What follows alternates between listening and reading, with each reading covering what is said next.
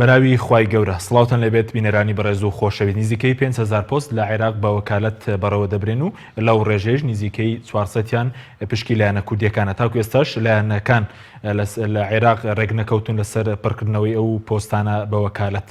بەمیان دەرێک لە بەڕێزان لە ستۆدیۆی سەرەکی ئاوات محەممەد ئەمین شارەزار لە کاروباری عێراق و ئەندامی ئەنجومەنی پارێزگای کەرکووک لە هەولێریشەوە سەلیم شوشکەی سەرۆکی فراکسیۆنی کۆمەڵی ئیسلامی لە پەرلەمانی عێراق تاوتوی ئەم پرسە دەکەین. سەرەتا ڕاپۆرتێک دەبین. نزیکەی 5,000 پۆستی ئیداری لە عێراق بە وەکالەت بەڕێوە دەبرێن و لەو ڕێژەیەش 400یان پشکی کووردە. بەپێی مادەی 58 یاسای بودجێ عێراق ڕۆژی یەکشەممەسی حوزێران دواوادە بوو بۆ پڕکردنەوەی پۆستی پلە تایبەتەکان کە بە وەکالەت بەڕێوە دەبرێن و لە مەودواییز دەسەڵاتێکیان نامێنێت. لە کۆبوونەوەی سەرەتایە مافتەی سەرۆکایەتەکەی عێراقیش هەرێکە لە بەرهەم ساڵح و عادل عەبدولمەهدی و محەممەد حەلبوسی بڕیاریاندا پڕکردنەوەی پۆستەکان تا 24 مانگی دەی ئەم ساڵ درێژ بکرێتەوە. لە ڕاگەندراوی سێ سەرۆکایەتێکە داهاتووە لە کۆبوونەوەکەدا هەموارکردنەوەی مادەی 50 لە یاسای بودجەی گشتی خرایە بەرباس و دواتر تا 24 مانگی ئۆکتۆبەری داهاتوو وەک مۆڵەت بۆ حکومەت درێژ کرایەوە بۆی دوور لە پشکێنە کەسانی لەهاتوو بۆ بەڕێوەبردنی دامەزراوەکانی دەوڵەت دەستی شام کات و دۆسیەی بەڕێوەبردن بە وەکالەت کۆتایی پێبێنێت. لەمبارەیەشەوە سەلیم شوشکەی ئەندامی لیژنەی یاسایی پارلەمانی عێراق بە ڕۆژنامەی سەباح جەدیدی ڕاگەیاندووە بڕیاری سێ سەرۆکایەتەکەی عێراق بۆ درێژکردنەوەی و پۆستانەی بە وەکالەت بەڕێوە دەبرێن پێچەوانەی یاسا و دەستورە و پەیوەندیشی بە ئەوانەوە نیە و دەرکردنی یاسا کاری پەرلەمانە. هاوکات دوای کۆبوونەوەی سێ سەرۆکایەتەکەی عێراق پەرلەمانی عێراق خوێنەوەی یەکەمی بۆ مادەی 58 یاسای بودجێ عێراق کرد بە مەبەستی درێژکردنەوەی وادەی پڕکردنەوەی و پۆستانەی بە وەکالەت بەڕێوە دەبرێن. هەر سەبارەت بە کاندیدی پۆستی پلە تایبەتەکان پەرلەمانتارێکی عێراق ڕەخنە لە سەرۆک وەزیران دەگرێت. لە ڕاگەندراوێکدا هۆشار عەبدوڵڵا ئەندامی پەرلەمانی عێراق ئاماژە بەوە دەکات عادل عەبدولمەهدی کەسانێکی بۆ پلە باڵاکان پاڵاوتووە کە هیچ دەستکەوتێکی جیاوازیان نەبووە کە شایستەیەوە بن کە ئەو پلە تایبەتیانە بگرنە دەست و هەندێکیان تۆمەتبارن بە گەندەڵی. ئەو پەرلەمانتارەوەش دەخاتەڕ و جێگەی داخە عادل عەبدولمەهدی ئەستاوە بە دووبارە پاڵاوتنی کەسانێک بۆ پلە تایبەتیەکان. هۆشیار عەبدوڵڵاوەش دەپرسێت بەپێی چ پێوەرێک سەرۆک وەزیران هەستاوە بە پاڵاوتنی کەسانێک کە تاقیق کراونەتەوە لە پێشووتردا و هیچ دەستکەوتێکیان نەبووە شایانی باسکردن بێت. ئایا باشتر نەبوو بۆ سەرۆک وەزیران کاتێک کەسێک دەپاڵەوێت لەگەڵی داڵسەنگانی کارەکانی لە چەند ساڵی ڕابردوو لەگەڵ بنێرێت بە تایبەت ئەو کەسانەی زیاتر لە 4 ساڵیان لە وەزیفەیەکی دیاریکراوە بەڕێ کردووە بەبێ هیچ دەستکەوتێک. بەپێی زانیاریەکان لەو پۆستانەی کە لە عێراق بە وەکالەت بەڕێوە دەبرن 400یان پشکیکردن و لە ماوەی ڕابردوودا بەوەی ناکۆکی پارتیویەتی بە بەتاڵی ماونەتەوە و لەلایەن پێکاتەکانی دیکە پڕکراونەتەوە. دەربارەی پۆستەکانی کورد ڤیان سەبری سەرۆکی فراکسیۆنی پارتی با مەڵپەڕی حیزبەکەی ڕاگەیاندووە لە کابینەی حکوومەتی عێراقدا 400 پۆستی پلە تایبەتەکان بەرکوور دەکەون و لیژنەیەکیشێت لە بەغداد بە ناوی ئاوسەنگی کەوانیش وەکو پارتی تێیدا بەشدارن و کار بۆ دابەشکردنی پۆستەکانی حکوومەتی عێراق دەکەن. لە ماوەی 16 ساڵی ڕابردوودا زۆر نییە و پۆستانەی پشکی کوردبوون لە بەغداد لەلایەن پارتیویەکێتیەوە دابەشکران و لایەنەکانی دیکەی لێ بێبەش کراون. لەمبارەیەوە سەرکەوت شەمسەدین ئەندامی پەرلەمانی عێراق باز لەوە دەکات ئەوەی لە ڕابردوو ڕوویداوە هەڵە بوو ڕێگانادەن بە تەنە حیزبێک هەموو بەرکەوتەکانی کوردستان بۆ خۆی ببات. بە وەکالەت بەڕێوەبردنی نزیکەی 5,000 پۆست لە حکوومەت و پەرلەمانی عێراق لە کاتێکدایە دوای نزیکەی ساڵێک لە ڕاگەیاندنی کابینەکەی تاوەکو ئێستا عادل عەبدولمەهدی وەزیری پەروەردەی بۆ یەکلا نەکراوەتەوە و لە هەفتەی ڕابردووش دوای 8 مانگ وەزیرانی ناوخۆ و بەرگری ودات متمانەیان پێدرا. لە ئێستاشدا ناکۆکی گەورە نێوان لایەنەکان بۆ پڕکردنەوەی و پۆستانەی بە وەکالەت بەڕێوە دەبرێن بوونی هەیە.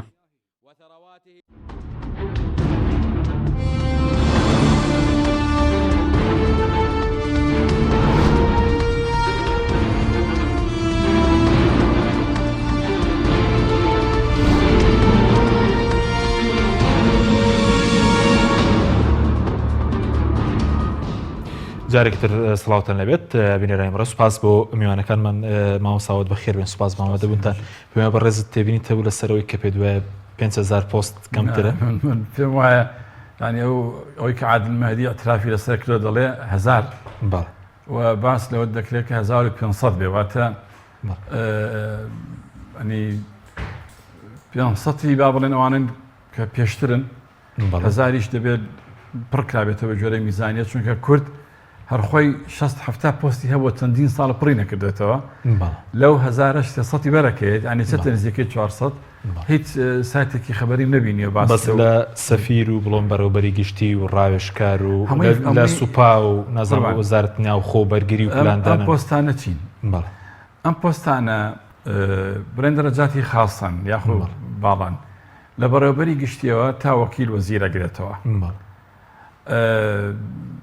هەندێک ڕاوێژکارەکان کە پلەکان بە دەرەجەی تەخصوصیەکاتە مدیر عام ئەمانە ئێستا خەڵکێک شوێنەکانیان کارەکانیان ڕای یەکەن لەبەرەوەی کەوا پڕ نەکراتەوە جێیەکانیان قانونی موازنەی عێراقی لە مادەی 58 دەڵێ دەبێت لە 36 ینی کاتە دوێنێ ئیتر ئەمانە موچیان نەدرێتێ بۆی زەخت کاتە سەر حکومەتی تازە لەم کابینە عادل عەبدولمەهدی لە ماوەی ئەم چەند مانگی کە ڕابرد پۆستەکانیان پڕ بکاتەوە ئێستاکە لەبەرەی پۆستەکان پڕ نەکراوەتەوە لەبەر کۆمەڵێک ئەسباب کە دوای باسیەکەین تفاقێک وا هەیە لەبین هەرسێ سەرۆکاتیەکە کە تا 26 دەی ئەم ساڵ واتە 4 مانگ تەمدید بکرێتەوە ئەمە خۆی خەرقی قانونەکەیە و دەبێت بە هەموو شێوەیەک ئەم قانونە لە مای ئەم هەفتەیە بچێتەوە پەرلەمان تعدیلی مادەی 58 بکرێت دوو بڕگەیە 54 58 تعدیل بکرێت بۆی کەوا ئەم تەمدیدە شوێنی بکەنەوە موچیان بۆ سەرف بکرێت زۆر باشە دوای دین سەرودەکارەکان بەس کورد لە زۆر شوێن کێشەی لەسەر پۆست هەیە بەڕێزش دەندا مێنجوانی پارێزگای کەرکووکی ینی پێ دوایە سە جگەلەوەی کە ناکۆکیە لەسەر پۆستی پارێزگار بۆی ناکۆکی حیزبی شۆ کورد لە کەرکووک و لەو منتقەش پۆستی زۆری لەدەستداوە زانە هەموو دوو جۆر باڵێن پڕنەکردنەوەی پۆست دوو جۆرە جۆرێکی ئەوەیە کە تۆ لە دەست داواکە و جەنابەت باست کرد و بۆت پڕ ناکرێتەوە ئێمە ئەزانین کە لە دەوری ڕابردوو بەوەی ئەو بارگریژەی کەوتە نێوان حکومەتی هەرێمی کوردستان لە زیاتر باڵێن پارتی دموکراتی کوردستان و بەغا هەر لە پۆستی وەزیری داراییەوە هەر لە ڕاستەتی ئەرکانەوە هەر لە چەندین جێگیری وەزارەتەوە ئەنی یا دەرکران یا شوێنەکانیان یا حاڵەی تەقاوت کران یاخۆ متمانیان لێ سەندرایەوە پڕ نەکرایەوە بەڵام پێشتر هەر کۆمەڵێک دەرەجاتی خاصە بوو حوسەی کورد بوو ئەوەش کورد خەڵکی بۆ دەنات چکە اتفاق نەکرابوو لەسەرەوەی چۆن محاسی لەسەر بکرێ بەشی دووەمی ئەوەیە کە لە دوایی با بڵێن 16 ئۆکتۆبەر ڕووی داوە ئەوە خۆت ئەزانی وای کرد کە هەنێک کەس هەر نەتوانن داوام بکەن بە تایبەتیش ئەوانەی کە لەم ناوچە دابڕێنەوەکان بوون بە کەرکووکی شەوە تر لە پۆستی پارێزگارەوە بگرێت سەرۆکی ئەنجومەنەوە بگرێت مدیری پۆلیسەوە بگرێت کە دەرەجەی خاص زەمانە بازێک لە حاکمەکان ینی ئەمەش هینی دووەمێتی ئەگەر هەمووی با بڵێن بە یەک پاکێت وەرگری بەڵێ کوت پۆستی زۆر زۆری لە بەغاڵ دەستداوە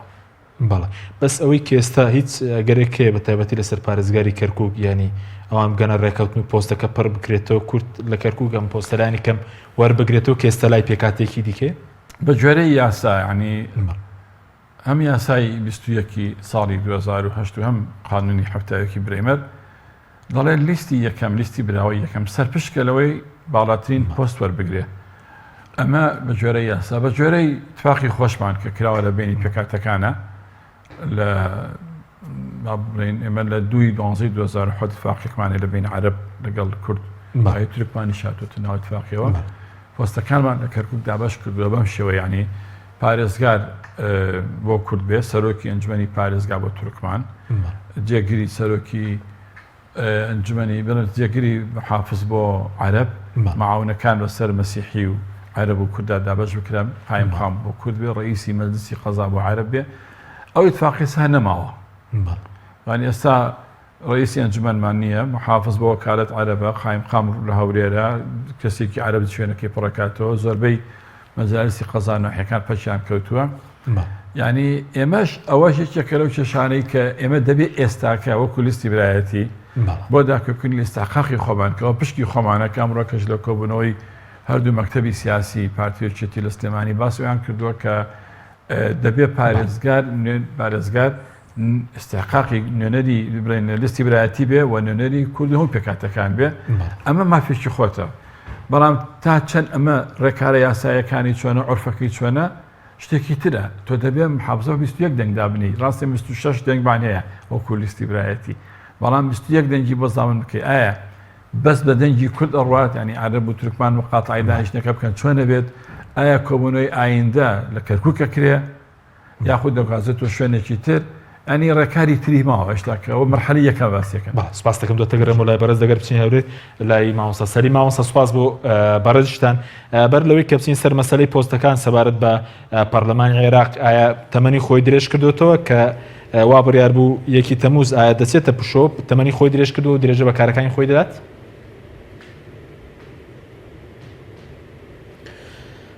بەناوی خوای بەخشندەی میهرەبان سڵاو و ڕێزم بۆ بەڕێست و بۆ میوانە بەڕێزەکەت و بۆ هەموو بینەرانی کەناڵی ئاسمانی پەیام. سەبارەت بە وەرگرتنی پشووی هاوینە فەسلی تەشریعی ئەنجومەنی نوێنەرانی عێراق بڕیارە بەیانی ئیسپەینێ دەنگ لەسەر ئەم بابەتە بدا ئایا درێژ دەکرێتەوە ئەو مانگە یاخود دەچینە ناو پشووی فەرمیەوە. من پێم وایە ناتوانندرێت لە ئێستادا پشوو وەربگیرێت چونکن چەند بابەتێکی هەستیار و گرنگ هەیە کە دەبێ کۆتاییان پێ بهێنرێت و دەنجی لەسەر بدرێ پەسند بکرێ. لەوانە بابەتی خدمەی مەدەنی و پڕکردنەوەی دەرەجاتی خاصە کە ئێستا بابەتێکی گەرم و گوڕە لە ناو پەرلەمان و لە ناو مؤسسەکانی دەوڵەتی عێراقدا کۆمەڵێک بابەت هەیە کە لە هەفتەی ئایندەدا دەبێت پەرلەمان جارێکی کە کۆ بێتەوە و بەرپرسە سیاسیەکان کە زۆربیان نوێنەریان هەیە لە ئەنجومەنی نوێنەران دابنیشن ئەو بابەتانە دەنگ لەسەر بدەن و بابەتانە یەکلایی بکەنەوە. بۆیە پێم وایە بەپێی نیزام داخلی ئەنجومەنی نوێنەران پشووی پەرلەمان دوو مانگە مانجێکیان لە دەسەڵاتی دەستەی سەرۆکایەتی پەرلەماندایە کە بتوانێت درێژی کاتەوە یاخود درێژی نەکاتەوە. بۆیە دائیمەن لەوەتەی پەرلەمان دامەزراوە ئەو مانگە نەدراوە بە پەرلەمانتاران چونکن شەقامی عەرەبی ئەوەی قبول نییە و کۆمەڵێک مەشاریعی زۆر گرنگ هەیە کە خەڵک پەچی لەسەر کەوتووە دام و دەستگاکان و مەحاکیمەکان پێویستیان بە دەرکردن هەیە ئەو زەحمەتە ئەو پشووە وەربگیرێ لە یەکی هەشتەوە تاوەکو یەکی نۆ دەست پێ دەکات. بەڵێ ئای مامۆستا سەبارەت بە لیژنەکان لە ناو پەرلەمان پێشتر ناکۆکیە بوو لە نێوان لایەنەکان و لایەنە کوردیەکانیش ئێستا بە تەواوەتی یەکلا کراوەتەوە سەرۆکی لیژنەکان و بڕیاردەر و جێگرەکانیان ئەوە بڕاوەتەوە؟ بەشی زۆربەی پۆستەکان سەرۆکی لیژنەکان و جێگرەکانیان و بڕیاردەرەکان یەکلایی کراونەوە تەنها چەند لیژنەیەک نەبێت وەکو لیژنەی مجتەمەعی مەدەنی و لەگەڵ لیژنەی ئەوقاف و عەشائیری و چەند لیژنەیەکی دیکە کە تاکو ئێستا نیسابی یاساییان تەواو نەبووە و بەشێک لەو پەرلەمانتارانەی کە لەو لیژانە داوام دەکەن حضوریان نەبووە بۆیە تا ئێستا نە سەرۆکیان هەڵبژێردراوە نە جێگر بەڵکو ئەوانە بەڕێوەی دەبن کە پێیان دەگوترێ سەرۆکی بەتەمەنترین ئەوانە تا ئێستا ئیدارەی و جۆرە لیژنانە دەکەن. بەڵام لیژنە گرنگەکانی ناو پەرلەمان کە بریتێ لە لیژنەی دارایی و لیژنەی نەوت و غاز و یاسایی و هەموو لیژنە گرنگەکان کە لیژنەی فعالی ناو پەرلەمانن ئەوانە هەموو یەکلایی بوونەوە. بەڵێ پەرلەمانی عێراق چەند لیژنەیە چەندی بەر کورد کەوتووە ینی لەناو کووردا بەرکێ کەوتووە لایەنەکانی دەرەوەی پارتی ویکێتی پۆستیان بەرکەوتووە؟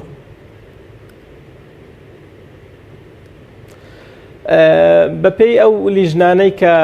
هەیە لیژنەکان پێشتر لەو 22 لیژنەکرایە 17 لیژنە لە ئێستاشدا لیژنەکان هەمویان ناتوانێت تاوا بکرێ بۆی لیژنەی ئەوقاف و عەشائیری و لیژنەیەکی تریان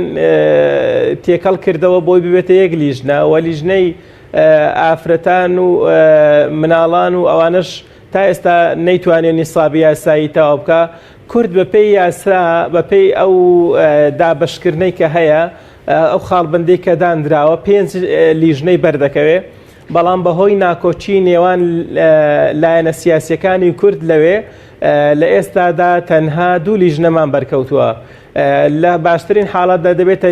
3 لیژنە واتە 2 لیژنە بەهۆی ناکۆچی و ململانەی نێوان لایەنە سیاسیەکان و نەبوونی پرۆژەیەکی نیشتیمانی باش و هەر حیزبە و کە کار بۆ خۆی دەکا ئەو وای کردو بەشێک لە لیژنەکانمان لەدەست بدەین هەروەکو وەزارەتێکیشمان لەدەستداوە کە کورد پێشتر بەشی 5 وەزارەت بووە لە ئێستادا تەنها 3 وەزیری هەیە. بەڵێ بەس لە ناو کوردە بە کێ دراوە دوو سەرۆکی لیژنەیە لیژنەکانی کامانن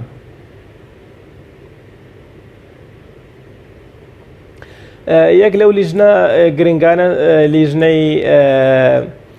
یاساییە کە بەر پارتی دیموکراتی کوردستان کەوتووە و لیژنەی عیلاقاتی خارجیش تا ئێستا بەر کورد کەوتووە کە یەکێتی نیشتیمانی کوردستانە هەر ئەو دوانە سەرۆک لیژنەیان وەرگرتووە بڕیاریشە کە لیژنەی مجتەمەعی مەدەنی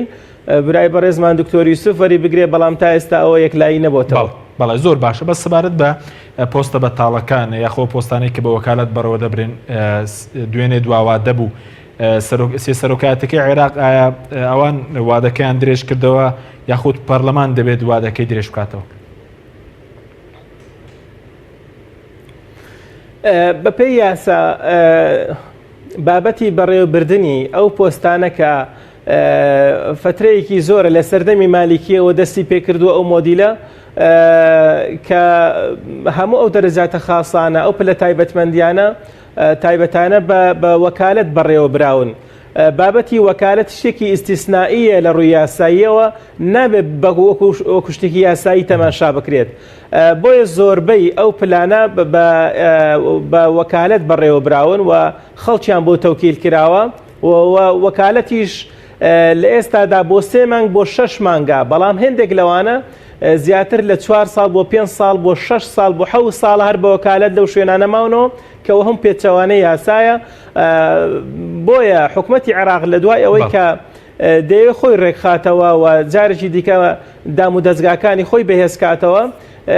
پرۆژە یاسایەک ئامادە کراوە پێشکەش بە حکومەت کراوە وەکو مقتەرح قانون کە ئەو بابەتانە کۆتایی پێبێنێ و ئەو دەرەجاتانە بکاتە دەرەجاتی تایبەت وەکو تەعین و پێویستیشە ئەو بەپێی یاسا لە ئەنجومەنی نوێنەران دەنگی لەسەر بدرێ و پەسەند بکرێ چونکە زۆربەی ئەوانە پلەی تایبەتن واتە پلەی تایبەت پێویستی بەوە هەیە لە موازنەدا جێگای بۆ بکرێتەوە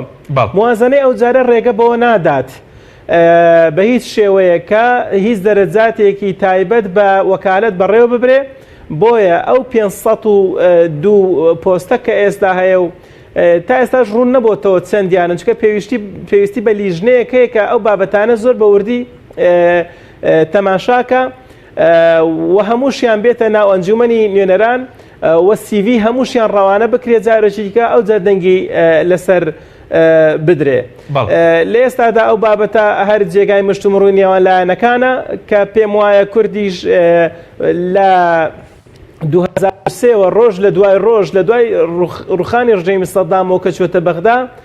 بەهێزەوە چوو بەڵام هێدی کە حکومەتی عێراقی خۆی تون کردوێتەوە و بابەتی تائیفی و مەزهەبی باڵی کێشا بوو بەسەر عێراقدا کوردیشیان ئاوت کردووە لە ساحەکە بە شێوەیە کە زۆربەی پۆستەکان لە دەسەڵاتدارانی کورد وەرگیراونەوە. بەڵێ سپاس دەکەم دواتەگرم و لای بەڕێزت مامۆستاوات دەمەوێت کەمێک لەسەر کەرکووک بمێنینەوە پێ دوایە پێشتر باز لەوەکە کە کورد 48 پۆستی لەدەستداوە ئەو زانینە ڕاستن لە کەرکوو لە دوای 16 ئۆکتۆبۆرە لە زەمبەرۆبەری مەسەلەن فەرمانگەکانە پۆستە ئیداریەکانە بە دقیق نازانم ینی چونکە بڵێن چەند پۆستە 48 یا 23 یا 32 پێشتر هەندێک ئەندامی ئەنجومەن باسی کە نزیکەی 40 بۆ 50 بەڵێ هەنێکی پۆستی گرنگ نین ینی تۆ دەبێ بزانی کە مدیری دایرە لەگەڵ مدیری قسمێک یا مدیری شعبەیەک فەرقیە ئێمە وەختی خۆی بەم شێوەیە بۆ کارکردمان کەەوە مدیریات یاخو بەڕێوەبەرایەتیەکان دابەش بکەین بۆ پلەی ئەلیف و با و جیم ئێمە لە کەرکووکە بەڕێوەبەرە گشتەکانمان کەمە مەحدودە ینی بەڕاستی ئەوەنە زۆر نییە و مەحاکم و جامیعەش خازانیە بە ئەو شتە دەمێنێتەوە فەرمانگە خەدەمیەکان بێزگەرم فەرمانگە ئەمنیەکان ئێمە وامان کردبوو کە لەسەر بنەمای لە 1932 بێ اتفاقەکەمان وا بوو بەڵام ئەم اتفاقیە کاری پێ نەکرا لەبەرەوەی کە ئەوان دەیانەوت ئێمە تەنیا بەڕێوەبەرەکان لە 1932 قوبوڵەکەین ئێمەش دەمانوت نادەبێت لە 1932 دابەزێتەوە سەر هەموو جسمی وەزیفی ینی لە فەڕاشێکەوە لە دەرگەوانی کوردستان بگرێت تاک وەگاتە بەڕێوەبەرەکە ئەمە وای کرد کە زۆربەی پۆستەکان لای ئێمە بێ ینی لای کورد بێ یعنی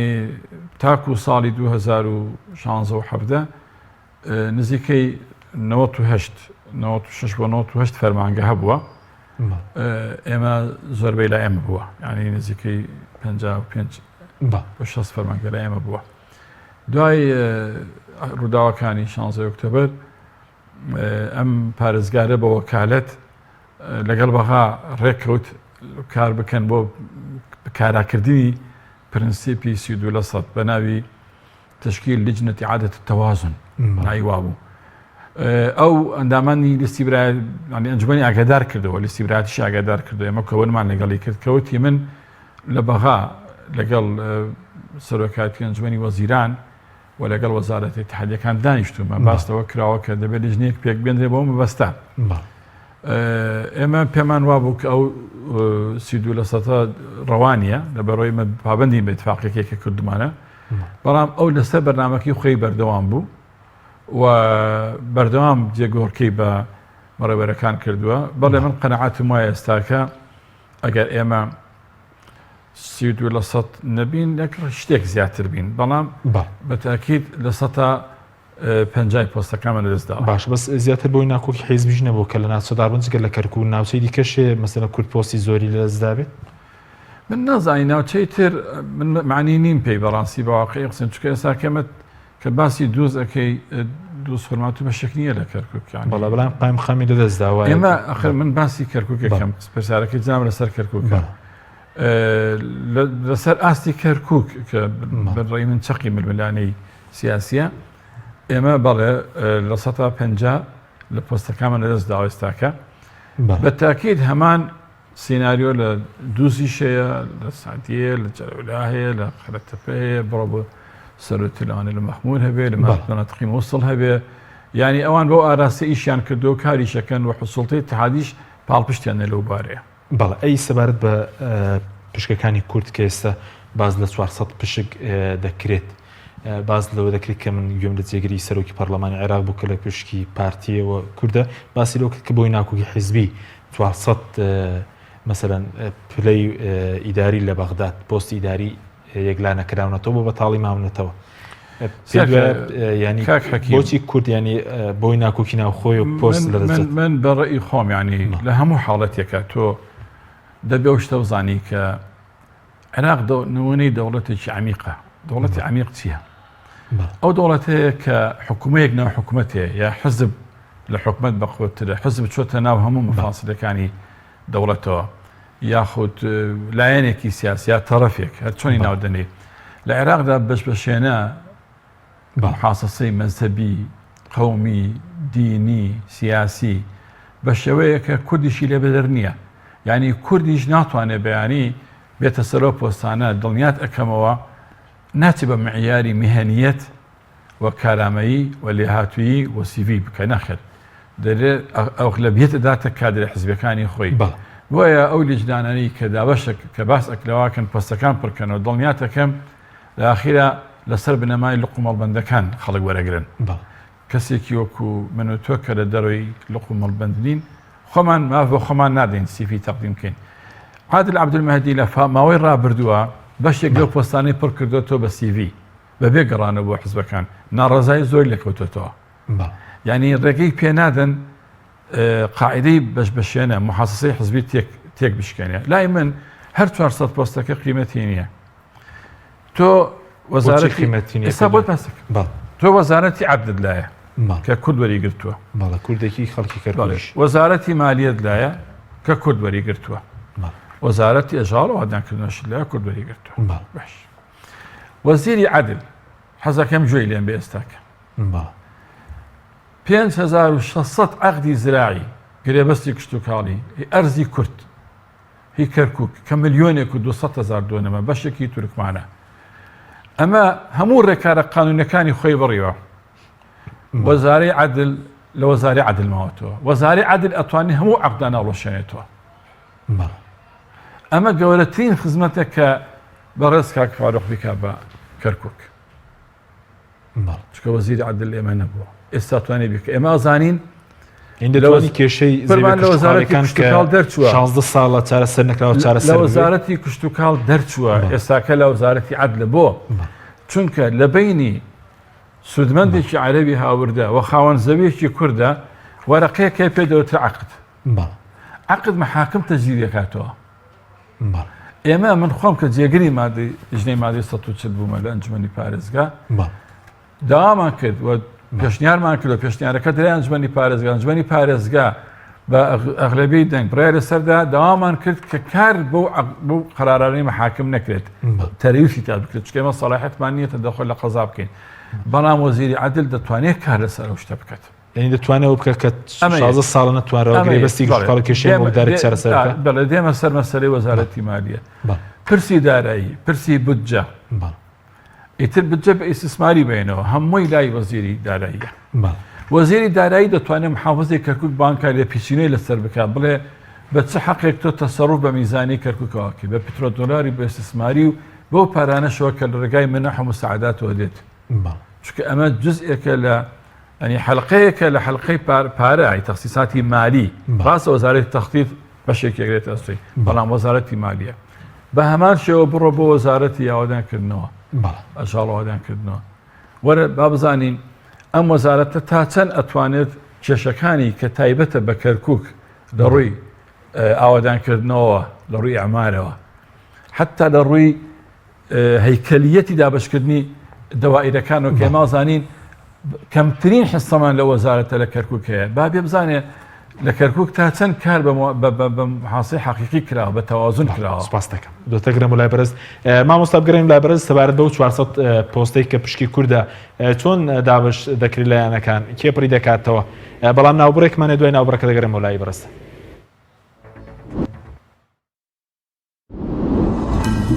تۆپ ئارت تاکە بریکاری تۆڕی میدیایی کۆمەڵ بۆ دروستکردن و بڵاوکردنەوەی ڕیکلام. تۆپ ئارت. ئایا تا ئێستا بیرت لەوە کردوتەوە کە ئینتەرنێتێکی بێسنوور بەکاربێنیت یان بیرت لەوە کردوتەوە کە بۆ هەفتەیەک یان 2 هەفتە ئینتەرنێتی بێسنوور بەکاربێنی سەرەڕای هەموو ئەمانە تا ئێستا بیرت لەوە کردوتەوە کە بۆ یاری ئەلکترۆنیەکان ئینتەرنێتی بێسنوور بەکاربێنی بێگومان نەخێر فانسی نێت هەموو ئەم کێشانەت بۆ چارەسەر دەکات تۆش دەتوانیت بۆ ماوەی هەفتەیەک یان 2 هەفتە یان مانگێک بەردەوام بێسنوور لەگەڵمان بیت. ئێستا خزمەتگوزاریەکانمان لەم شوێنانە بەردەستە: سلەیمانی، شارباژێر، شارە زوور، هەڵەبجە، سەی سادق، عربەت، پێنجوێن، بازیان، تاسڵوجە و زەرگوێز. فانسی نێت هەمیشە ئینتەرنێتی بێسنوور. چاڤیلان ئەگەر کەسێکیت لە ژیاندا حەزت لە مجازەفە و بینینی دیمەنی سەرنجڕاکێشە و هەروەها حەز بە بینینی کەسایەتیەکانەکەیت و باشترە سەردانی ماڵی ترسناک و مۆزەخانەی مۆم بکەیت لە چاڤیلاند. چاڤیلاند گەورەترین پرۆژەی گەشتیاری لە هەموو عێراق. سەنایس هەمیشە بە تامێکی تازەی میوەکان لە هەناوی سروشتەوە پێشکەش بە ئازیزانتی بکە.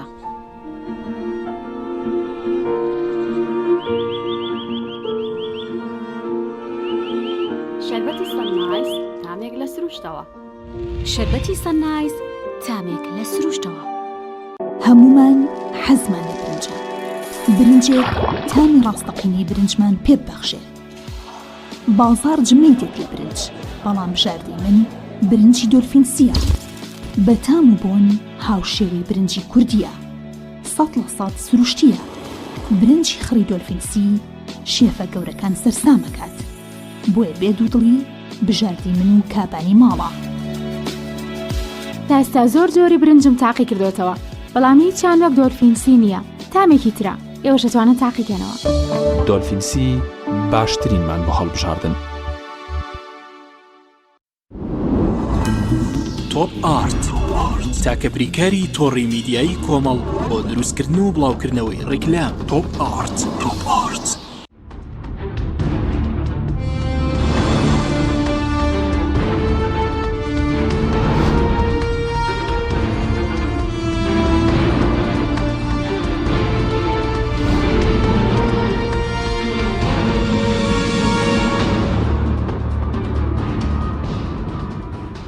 جارێکی تر سڵاتان لەوێت بینێرانی بەڕێز مامۆستا سەلیم گەرم و لای بەڕێز سەبارەت بەوەی کە ئەو 400 پۆستەی کە پشکی کووردە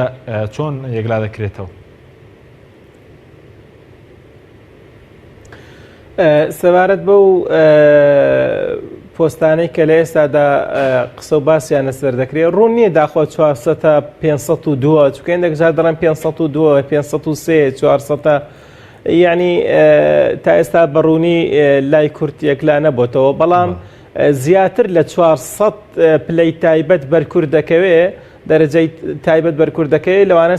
پلەی سەفیریشی تێدایە ژمارەی سەفیرەکان 12 سەفیر بەرکورد دەکەوێت شەشیان لەناو وەزارەتی دەرەوە بۆ خۆی هەڵدەبژێردرێ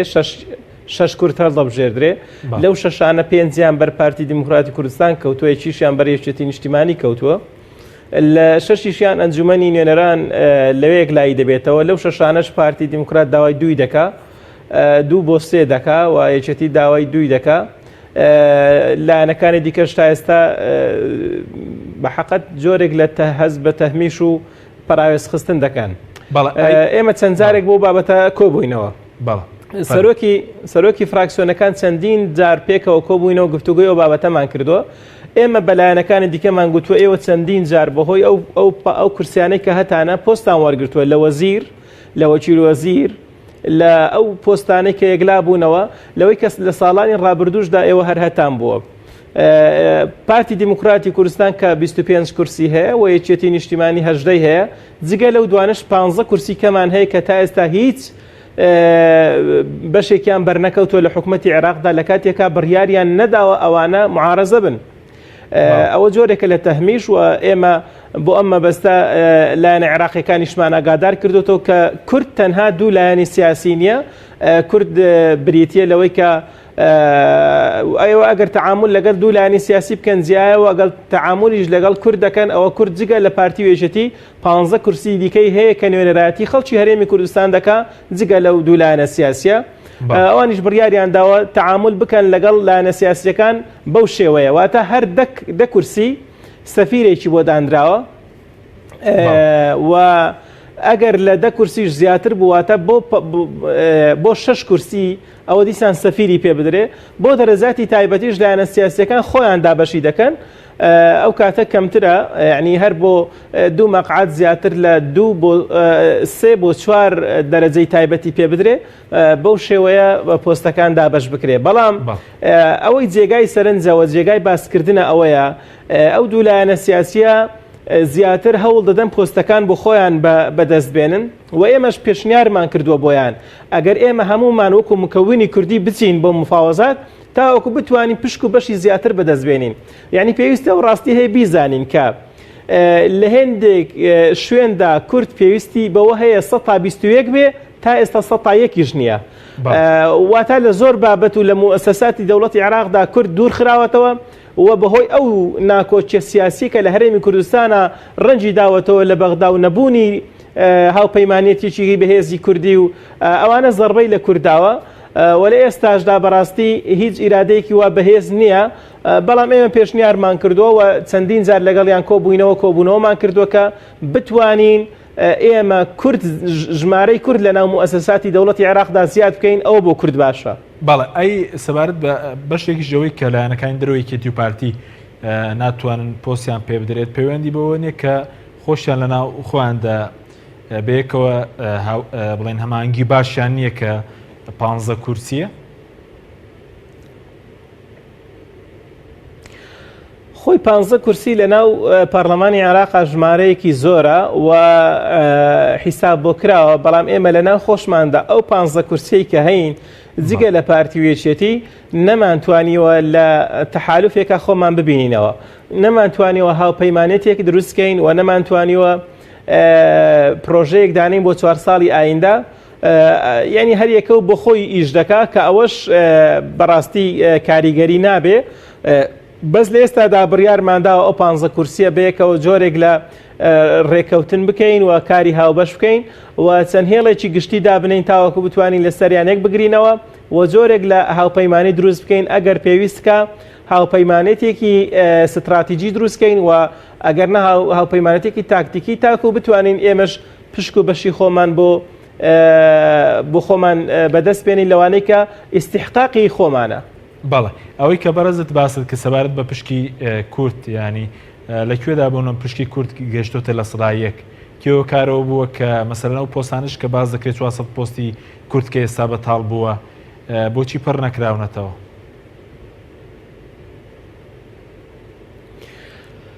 سەبارەت بەوەی کە لەکوێدا گەشتۆتە 100 لە مؤسساتی عسکەریدا کورد ئێستا 100 نییە بە تەواوەتی دوور خراوەتەوە. مؤسساتی عسکەری کە بەپێی ئەوەی کە ئێمە لە دەوڵەتێکی ئیتیحادی داین بابەتی مؤسساتی عسکەری و لە هەر پلەیەکەوە بگرە کە کورد بۆ هێتەیدا وجودی هەبێ بەهۆی خیتابی کوردی و سراعاتی بینی کورد و عەرەب و ساڵ بە ساڵ هەرێمی کوردستان ویستویەتی لە بەغداد دوورکەوێتەوە،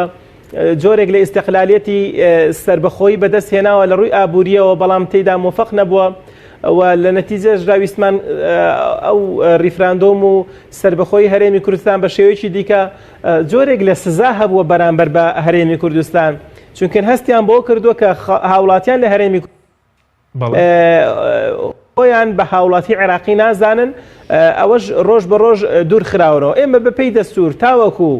لەگەڵ عێراق دابین بەشێکین لە عێراق و هاوڵاتی عێراقین لە هەرێمی کوردستان و پێویستە ئەو پشک و بەشانەی کە هەمانە لە مؤسساتی عێراقدا بەدەستیان بێنین. ئەوە شتێکی دەستوری و یاساییە ئێمە نەمانتوانیەوە بیکەین. ئەوەشی کە بۆچی لەبەرچی ئەو پۆستانە تا ئێستا بۆ شێوە ماونەوە ئەو خیتابە توندەی کە بەغدا لەگەڵ هەرێمی کوردستان هەیبووە هەر کاتێک کوردێک ڕۆیشت بێ بە عەرەبێک شوێنی گرتوتەوە و ئەویش بە وەکالەت بەڕێوەی بردووە بەو شێوە ماونەوە لە ئێستادا دایانەوێ بە تەواوەتی کورد جێگەی خۆی لە بەغدا بەهێز بکە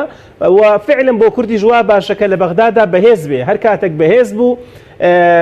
بە تەکید ڕنگ دەداتەوە لەسەر هەرێمی کوردستان و ئێمە بەشی خۆمان لە چوارچێوەی یاسادا پێویستە لە بەغدا مسۆگەر بکەین. بەڵێ سوپاس دەکەم دواتر ڕێم و لای بەرز مامۆستاوە سەبارەت بە پۆستەکان تۆ باس لە وەزارەتی هاوادانکردنەوە و دارایی و دادیشت کە دەکرێت سوودی هەبێ بۆ ناوچەجێ ناکۆکەکان، ینی پێدوای لە ڕابردوودا وەکو پێویست نەتوانراوە کورد پۆستی باڵە جگە لەم پۆستانی کە بە تاڵین پۆستی باڵی زۆری وەرکرد نتوانراوە سوود لەم پۆستانە وەربگیرێت؟ نە بە تاکی سوودی وەر نەگرتووە. ئەنی تۆ ئەگەر تەماشا بکەی ئێمە سەرۆکی کۆمار سێ دەورێ لای ئێمەیە. سەرۆکی کۆمار وا بە خەڵک دەڵێن کە پۆستێکی تەشریفاتیە، بەس خۆی لە جەوەردا وانە. لە چەندین فەقەرە لە دەستور چەندین مادە لە دەستور باسی سەلاحیاتی سەرۆک کۆمارەکەت. سەرۆک کۆمار نوێنەرایەتی پێکاتەیەکی گەورە یاخ پێکاتێکی معتەبەری سیاسی و کۆمەڵایەتی گەلی عێراقا کە کوردە. دوو پارێزەری دەستورە، واتە بۆی هەیە لە هەر شوێنێک خەرقێکی دەستوری بینرا تەدەخل بکە، حەقی تاعنی هەیە. سەرۆک کۆمار حەلقەی وەصلە لە بینی هەموو مؤسساتەکان، یعنی لەبەر دەبینی هەموو کۆبوونەکان دەچێتە لای سەرۆک کۆمار لە ئاخیرە. سەرۆک کۆمار کۆمەڵێک لە کۆمەڵێک شوێندا دەتوانێت تەدەخل بکات، بە تایبەتی لەو فەقرانەی کە پەرلەمان وەکو یاسادەری دەکات دەتوانێت بێتە پێشەوە. لە مادەی 140 باس لەوە کراوە لە مادەی 50 کە سەرۆک کۆمار پڕۆژە تەقدیمەکات بۆ جێبەجێکردنی مادەی 140 فەقەڕەی کە پەیوەندی بە چاکردنەوەی سنوورەکان هەیە. جێگیری سەرۆکی ئەنجومەنی وەزیران بە تایبەتی بۆ کاروباری دارایی تەختیت وەختی خۆی لە ئێمە بووە. من ئەوەی لە خەیاڵم بێت جارێک لە جاران ینی بەڕێز دکتۆبەر هەم هات بۆ کەرکووک وعدی 100 میلیۆن دۆلاریدا، بەڵام 25 میلیۆنی گەیشت، بەڵام ئێمە تر هیچمان نەبینیوەتەوە. ینی دەکرێت تۆ تەدەخل بکەی سەلاحیەتت ڕێگەت پێ بدا کەوا کار بکەی. مەسەلەی جێیش عێراقی، سوپای عێراقی وەکو بەڕێز کاک سەلیم باسی کرد، دەڵێ کورد لە 100 نییە. کاکە کورد ناچێتە سوپای عێراقەوە، خۆی هۆکارەبەوە خۆی ناچێت. یعنی کورد دەیەوێت لە سوپای عێراقی پلەی باڵای هەبێ، ڕاسی ئەرکانی هەبێ، لە ئستیخباراتی عسکەری بێ، دووسێ فەرقی بەدەستەوە بێ. بەڵام زۆر تەبیعیە گەنجی کورد تەتەبوع بکات لە سەرکی جێیشی عێراقی. ئەوەتان ئێستا لە کەرکووک وەجبەی متتەوعین خەریجی شەشی ئەدادی کە ئەچنە کولەی زوباتوانە 500-600 کەس یەک کوردی تیانە باشە قیناکە تۆ لە دەوڵەتێکای باشە لە تورکیا ڕێگا ئەدرێ کورد بڕاتە سلکی جێیشەوە و لە ئێران ڕێگا ئەدرێ و لە سووریا هەیە بۆ لە عێراق نەبێت کە تۆ دەوڵەتێکی اتحادیت بۆ نەبێ فەرق هەیە لە بین نوێنەرایەتیکردنی کورد لە کەرکووک لە بەغا چۆنە ئەگەر تۆ نوێنەری هەرێمی ئەوە من 100% ئەیدێ و قسەی ماوەسە سەریمەکەم کە دەبێ ئەو 58 پەرلەمانە نوێنەری هەرێم بن چکە لە سلێمانی و لێر و دوهۆک دەرچوونە یعنی دەبێت لەوێ فراکسیۆنێکیان کەمەر ممەثلی ئەلیقلیم بنن نوێنەرانی هەرێم باش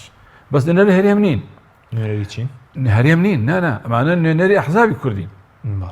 این جیاوازە بەڵێ نوێنەری ئەحزابی کوردیە تۆ تەماشا بکە یعنی شیعە چەندێک پەرتەوازە بێ بەڵام ئەکسەریەت دروست دەکات هەر کاتێک بێوێ سنە چەندێک پەرتەوازە بێ دەتوانێت بچێتەوە پاڵێک و دیفاع لە مەنافع استراتیجیەکانی بکە بەس کورد بەداخەوە لە دوای انتخاباتی 12 ساڵی ڕابردوو ئاوێکی خراپی ڕشت ئەویش ئەوەیە کە هەر کەس بۆ خۆی کار بکە وە زۆریش تەبیعیە پرسێک بەریتە پەرلەمان بکەیتە پرسێکی عێراقی کە لە جەوەردا پرسی کورد خۆیەتی معنای وایە زۆعفی ئەدای کوردیە زۆعفی نوێنەرایەتی کوردیە بەڵام خەلەلێکی جەوهری لە دەستورەکە شێ با لە بیرمان نەچێت چی خەلەلەکە مەجلیسی اتحادت نییە مەجلیسی اتحادی ئیشی چییە مەجلیسی اتحاد چییە لە ئەو وڵاتانەی کە سمی فیدراڵی بڵای نوێنەرایەتی ئەقالیمیان هەیە مەجلیسی اتحاد عێراق بریتە لە چی بریتە لە ئیقلیم و محافظات سەیەک ئیقلیمان هەیە کە کوردستانە گریمان سێ ئیقلیم هەیە باشە لەگەڵ 12 لەگەڵ دە پارێزگا مەجلیسی اتحاد نوێنەرایەتی هەرێمەکان و پارێزگاکانە کات یعنی مەجلیسێکی مستەغەرە لەوانەیە 26 کەس بێت 50 کەس بێت نەک 330 کەس ئەمانە هەر یاسایەک پەرلەمان دەری بکە بۆیان هەیە تاعنی بکەن ڤیتۆی بکەن ئەگەر بزانن زەرەر ئەدات لە سیستەمە فیدراڵەکە و لە بەرژەوەندی ئیقلیمێک نییە یاخود پێشێلکردنی مافی پارێزگایەکە لەبەرەوەی کە ئەو مەجلیسەت نییە مەجلیسێکی اتحادیت هەیە مەجلیسی اتحادی عەفوەن مەجلیسێکی پەرلەمانێکی گشتیت هەیە ئەم پەرلەمانە چۆنە ئەم پەرلەمانە دەڵێ لە ئەوڵ و ئاخیر کاک حەکیم بە 500 دەنگ دەرچووە بەڵام تۆ لە تەنیش کەسێک کە بە 500,000 دەنگ دەرچووە وەکو یەک دانیشن و هەردووکتان بە ژێرەی دەستور نوێنەرایەتی 100,000 کەسی عێراقیەکەن کەواتە تۆ نوێنەرایەتی 100,000 لە گەلی عێراقەکەی لەو 38 ملیۆنەی کە هەیە مەجلیسی اتحاد نا تۆ نوێنەرایەتی پارێزگای سلێمانیەکەی لە مەجلیسی اتحادە ئەگەر یاساکەی دابڕێژرایە من تا ئێستاش ڕەخنەم لە دەستور ئەوەیە کە دەبوایە فەسلێک تایبەت لە ناو دەستور بۆ مەجلیسی اتحادە وایە تەشکیلەکەی تەرکیبی سەلاحیاتی بەڵام بەداخەوە پەرلەمان یاسایەک دانێ بۆ دانانی مەجلیسی اتحاد چۆن بێت تۆ یاسایەک دانێ بۆ ڕەقیبەکەت شتیوانیە لە دنیاە وای کردووە کە پەرلەمانی عێراقی ازدواجیەت لە کارەکانی هەبێت چۆن تۆ لە یەک کاتە نوێنەری 100,000 کەسی بەڵام تەبیعیش لە تەماشاکەڵی ئەمڕۆ نوێنەرانی سەلاحەدین لە پەرلەمان کۆبوونەوە بەیاننامیان دەرکرد نوێنەرانی هەولێر وە تاسە کۆ نەبوونەتەوە نوێنەرانی مووسڵ دژی فڵان بڕیار وەستانەوە پێچەوانەی مەبدە ئەساسیەکەیە تۆ نوێنەری 100,000 عێراقیت بەڵام لێرە خۆت کرد نوێنەری پارێزگایەک بۆ چکە دەنگی لەو بازنێ وەرگرتووە سپاس دەکەم ماوەستا سەلیم بگەڕین لای بەڕێز کاتشمان کەماوە گەر بە کورتی وەڵامی چەند پرسیارێکمان بدەیتەوە لەناو لایەن عێراقیەکانیش ئێستا فشار هەیە لەسەر عادل عەبدولمەهدی کێ و پۆستە بە وەکالەتانە وەربگرێت کە پشکی خۆیانە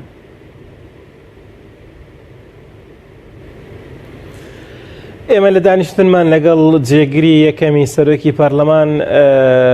ڕایگەیان پێمان کە بەڕێ ئەو لەناو خۆشیاندا تا ئێستا ئەو بابەتەیەک لای نەبووتەوە و لایەنە شیعەکان سوننەکان هەمویان بە چڕی هاتوونە سەرخەت بۆی بتوانن پشک و بەشی خۆیان وەربگرن بمانەوێ نەمانەوێ مادام ئەو لایەنانە بڕیاریان داوە پێکەوە لە دەوڵەتی عێراقدا بەشدار بن هەمویان هەوڵ دەدەن بەشی خۆیان بەدەست بێنن فشارێکی زۆریشان لەسەر عادل عەبدولمەهدی دروست کردووە یعنی ئەو تا ئەو پۆستانەی کە پەرلەمان دەوێتمانیان پێبدا ژمارەیان چەندە تا 24 دا کە ساڵیادی ڕاگەاندنی کابینەکەی عادل عەبدولمادیشە دەتوانرێت هەمویان ئێگلا بکرێنەوە؟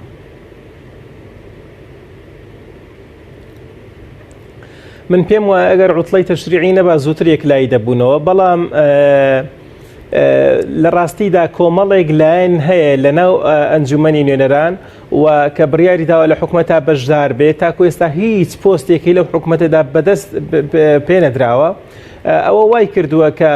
هەوڵ بدرێت تحقیقی عەدالەت لەو بابەتەدا بکرێ و چای پێدا بخشێنرێتەوە و خەڵکی کەفوو و لێهاتوو دابدرێ و سیڤیەکان تەماشا بکرێ. ئێتو ئەگەر لێ کاتا زیاتر لە 100 سیڤ بێتە ناو پەرلەمان تۆ دەبێت تەماشای هەر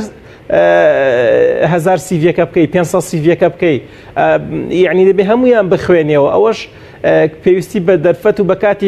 بە کاتێکی گونجاو هەیە، بۆیە لە ئێستا دەبێت CV ئەو کەسانەی کە چ وەکو سەفیر چ وەکو دەرەجاتی خاصە کە سەفیریش بە شرکەتەیدا هەمویان بگەنە دەستمان و ئێمە تاوتوێیان بکەین بۆ دەنگ بۆ کەسانە بدرێت کە گونجاون. بە تایبەت بۆ سەفیرەکان بۆ هەر پۆستێکی سەفیری داوای سێ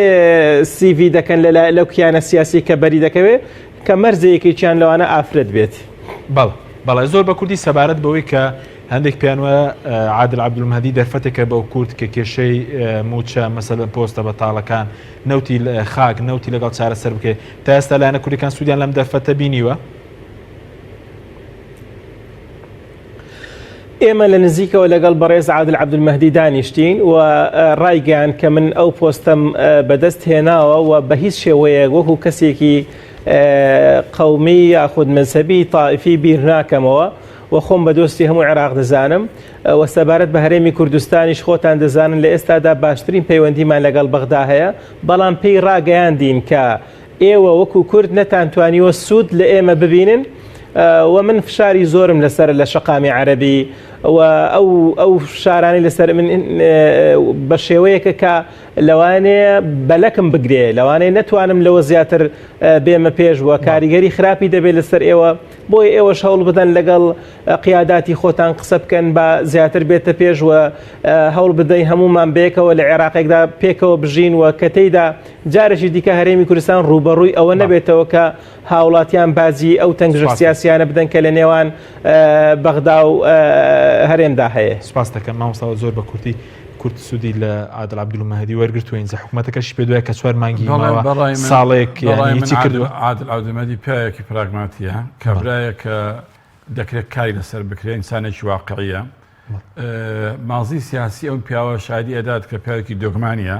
مەزهەبێکی تونڕەونیە کراوەیە و خاوەنی سەقافەتیی غەربیە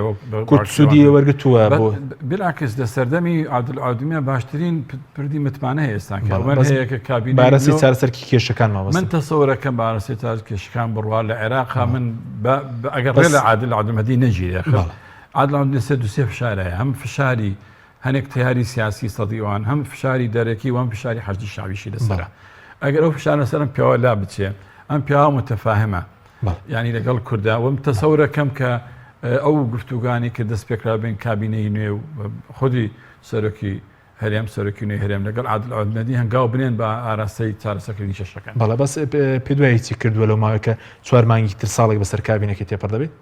ڕێگەیان داوە شتێک بکات؟ یەکەم جگە لەم سێ پۆستەی کەماوە تۆ کە ساکەتەنیا پۆستی تربیەماوە هەنگای باشینەوە ئەو حەقیقەت بڵێم. دوو ئەم پیاوە توانیوێتی کێشەی مالی کە گەورەترین کێشەی دەبین ئێمەوەینە چارەسەر بکە و یەکەم جاریشە بۆ معلوماتت کە ئەم پیاوە پەناباتە بەر تێکشکاندنی محاسب ڕادێکی کەم بەڵام جوڵەتی تایە. بەڵێ زۆر سپاس بۆ بەڕێزان ئاوات محەممەد ئەمین شارەزای کاروباری عێراق و ئەندامی زۆنی پارێزگای کەرکوولە سۆی سەرگی هەروە لە هەولێرەوە مامۆستا سەلیم شوشکەی سەرۆکی فراکسیۆنی کۆمەڵە پەرلەمانی عێراق. سپاس بۆ بینەرانی بەڕێز، سپاس بۆ هاوکاران خواتان لەگەڵ.